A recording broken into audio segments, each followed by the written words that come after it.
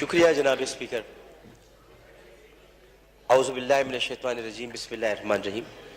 وَلَنَبْلُوَنَّكُمْ بِشَيْءٍ مِّنَ الْخَوْفِ وَالْجُوعِ وَنَقْصٍ مِّنَ الْأَمْوَالِ وَالْأَنفُسِ وَالثَّمَرَاتِ وَبَشِّرِ الصَّابِرِينَ الَّذِينَ إِذَا أَصَابَتْهُمْ مُصِيبَةٌ قَالُوا إِنَّ لِلَّهِ وَإِنَّا إِلَيْهِ راجعون أُولَٰئِكَ عَلَيْهِمْ صَلَوَاتٌ مِّن رَّبِّهِمْ وَرَحْمَةٌ وَأُولَٰئِكَ هُمُ الْمُهْتَدُونَ.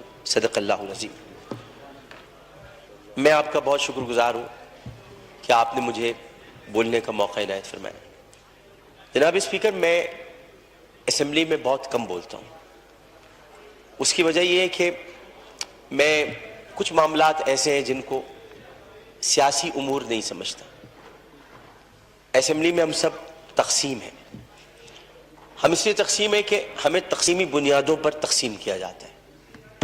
ہم اس لیے تقسیم ہے کہ اگر ہم تقسیمی بنیادوں پر تقسیم نہیں ہوں گے تو ہم تقسیم ہند کی عزت نہیں رکھ سکیں گے.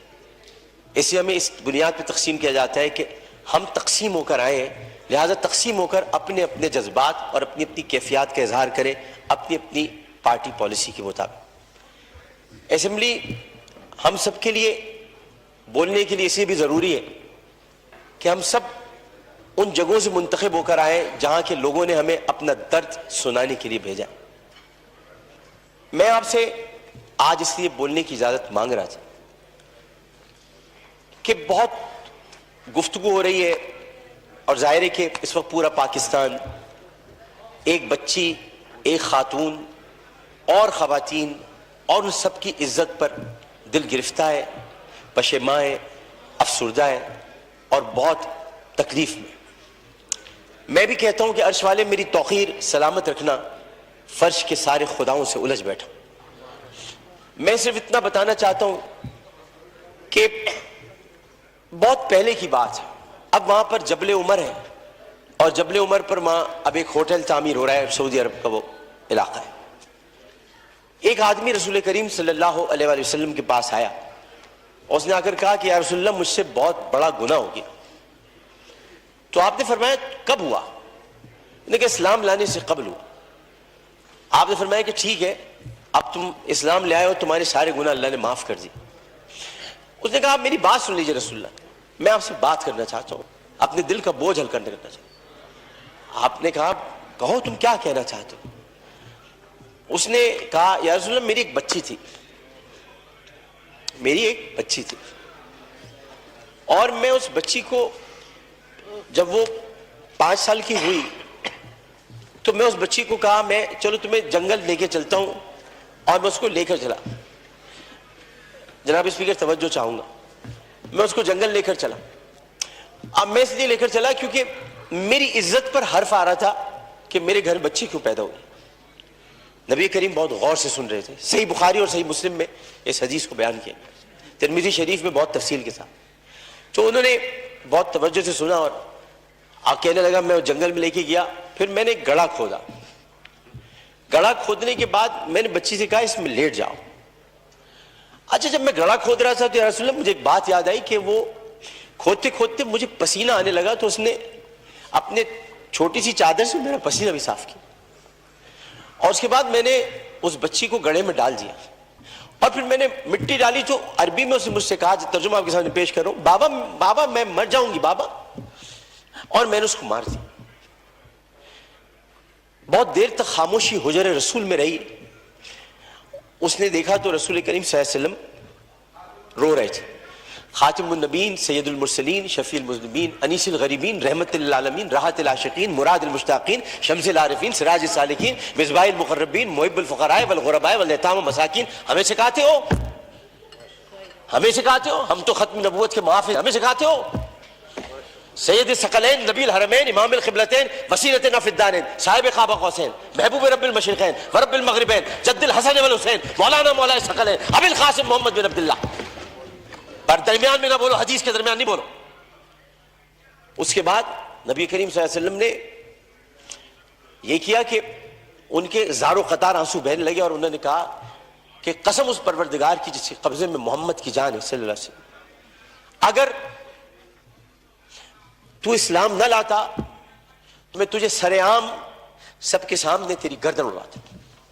یعنی مطلب یہ ہوا کہ نبی کریم نے بہت پہلے بتا دیا تھا کہ بچیوں کے ساتھ ظلم کرنے والوں کو سرے عام ان کی گردن کاٹی جائے گی. یہ اصول متعین کر دیا تھا محمد مصطفیٰ, یہ سزا متعین کر دی. ظلم کرنے والا جناب اسپیکر کوئی صنف نہیں رکھتا. خدا کے لیے اسے مرد نہ کہے, خدا کے لیے اسے عورت نہ کہے. ظالم کی صنف نہیں ہوتی, ظالم کی صنف نہیں ہوتی, ظالم نہ مرد ہوتا ہے. ظالم کو مرد نہیں کہتے. میرے بھائی نے کہا ہے فیصل وارڈن نے میں نامرد بنا دوں گا. ارے وہ تو ہے ہی نامرد جو عورتوں کی عزت لوٹتے انہیں کیا نامرد بناؤں, وہ تو ہے ہی نامرد. ہم ظالم کی صنف مقرر کر کے معاشرے کو پھر تقسیم کرتے ہیں. ہمیں کسی کی صنف مقرر نہیں کرنی, ہمیں صرف اور صرف قرآن اور سنت کے مطابق ان سزاؤں کا احیا کرنا ہے جن کی ضرورت ہے. یہ واقعہ موٹر وے پر ہو یا حلقہ N245 کی کسی کچی گلی میں, اس میں یہ بحث ہی نہیں کرنی. بحث ہمیں یہ کرنی ہے کہ انسانیت کی تسجیل ہوئی. بحث ہمیں یہ کرنی ہے کہ ہم کیا کر رہے ہیں. بحث ہمیں یہ کرنی ہے کہ اگر ہم ریاست مدینہ کے دعوے دار ہیں تو ریاست مدینہ میں اگر ایسا واقعہ ہوتا تو ہم کیا کرتے. ہمیں یہ کرنا ہے. ہمیں قانون سازی کرنی ہے. ہمیں اسمبلی میں بیٹھ کر اس معاملے کو مل جل کر حل کرنا ہے. میں کسی کا بھی یہاں زیادہ وقت لینا نہیں چاہتا. میں بہت دل گرفتہ ہوں کیونکہ اس بچی کے گھر میں کوئی کمانے والا نہیں ہے. بنیر سے آئے ہوئے پختون گھرانہ تھا, پٹھان گھرانہ بیچارہ, جو وہاں کما رہے تھے. عمر صادق اس کا والد. بہت پیاری سی معصوم سی بچی تھی. ہر بچی معصوم ہوتی ہے, پیاری ہوتی ہے, لیکن جناب اس میں سوچیے ایک پختون فیملی کی بچی جو بڑے غیور ہوتے ہیں. میں اپنے تمام پختون بھائیوں سے کہتا ہوں, میں ان سے بڑی محبت کرتا ہوں. غیور قوم ہے, ایک عزت دار قوم ہے, جو آتے بھی ہیں عزت سے کمانے کے لیے, عزت سے جینے کے لیے. چاہے ان کے ساتھ خیبر پختونخوا میں ظلم ہو, چاہے کسی بھی حصے میں ہو, اور کسی بھی قوم کے ساتھ ہو. پاکستان کا ہر قومی رکھنے والا فرد میرا پاکستانی بھائی ہے. اور میں یہ کہتا ہوں کہ وہ بچی ایک دن جب اس کمرے میں رات بھر اس کو بند کر کے رکھا گیا ہوگا اور پھر اس کو درندگی کے ساتھ اس کی عصمت دری کرنے کے بعد اس کو جب زندہ جلایا ہوگا تو کتنی تکلیف ہوئی ہوگی اس معصوم سی بچی مروہ کو. جبکہ قرآن کہتا ہے ان الصفا والمروہ من شعائر اللہ. جب اللہ نے دو پہاڑوں کو مروہ اور صفا کو عزت دے دی تو پھر ان کی عزت کیوں نہ اتاری جائے جنہوں نے پہاڑوں کے نام پر عزت دینے والے پروردگار کی پیدا کی ہوئی مروہ کو بے دردی کے ساتھ اس کی عصمت دری کی. ان کی عزت کیوں نہ اچھالی جائے, ان کی گردن کیوں نہ کاٹی جائے, ان کو سرعام پھانسی کیوں نہ دی جائے. جناب اسپیکر, میں آپ سے صرف یہ بات کہنا چاہتا ہوں. میں شکریہ ادا کرتا ہوں اپوزیشن بینچز کا بھی, میں شکریہ ادا کرتا ہوں اپنی پارٹی کا بھی, میں سب کا شکریہ ادا کرتا ہوں کہ جو اس وقت اس درد کو سمجھ رہے ہیں, جو درد کو سمجھ کر بات کر رہے ہیں, اور جو نہیں چاہتے کہ اس وقت سیاست ہو. ہم میں سے کوئی نہیں چاہتا. اور جو ان باتوں پر سیاست کرے گا معذرت کے ساتھ, پھر وہ سیاست کر رہا ہے, عبادت نہیں کر رہا. وہ عبادت نہیں کر رہا. یہ اس وقت عبادت کا مرحلہ ہے, اور عبادت صرف 5 وقت پروردگار کے سامنے سر جھکانے کا نام نہیں ہے. عبادت ظالم و جابر حاکم کے سامنے کلمہ حق کہنا بھی ہے, اور عبادت اپنی جگہ پر رہتے ہوئے جب اللہ تعالیٰ نے قوت گویائی عطا کی ہے, اور 5 سوالات جب حشر میں کیے جائیں گے, کہاں سے کمایا تھا, کیسے کمایا تھا, جوانی کہاں گزاری, بولنے کا علم دیا تو بولے کہ نہیں بولے, ما کنت تقول فی ھذا الرجل, اس رسول کے بارے میں تمہارا کیا خیال ہے, کیا جانتے ہو, اس وقت ہماری زبانیں گم ہو کر نہ رہ جائیں.